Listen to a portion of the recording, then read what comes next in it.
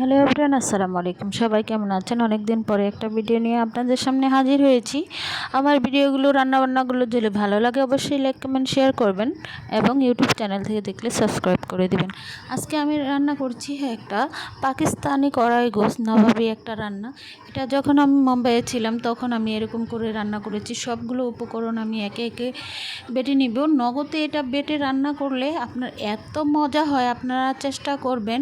সিনার মাংস বা তেল জাতীয় চর্বিওয়ালা মাংস, আমি প্রথমে মাংসটা শুধু হালকা গোলমরিচের গুঁড়া একটু সরিষার তেল দিয়ে হালকাভাবে সিদ্ধর মতো করে নিয়েছি। একে একে সকল উপকরণ বেটে এবং টক দই দিয়ে এটাকে ভালো করে কষিয়ে নিব। এই রান্নাটা আমি শুধু ঘি দিয়েই করব। আমি প্রায় 200 গ্রামের মতন ঘি এনেছিলাম, 100 গ্রামের মতন দিয়ে দিয়েছি। এদিকে আমি একটা চাট মশলা তৈরি করে নিচ্ছি। যেহেতু আমার মেয়ে আলু ছাড়া মাংস খায় না, ওর জন্যই শুধু আলু দেওয়া।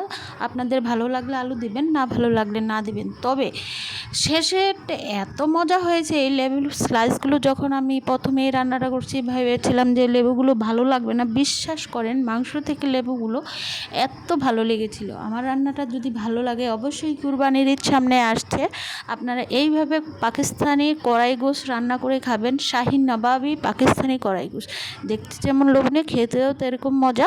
সবাই ভালো থাকবেন। আসসালামু আলাইকুম।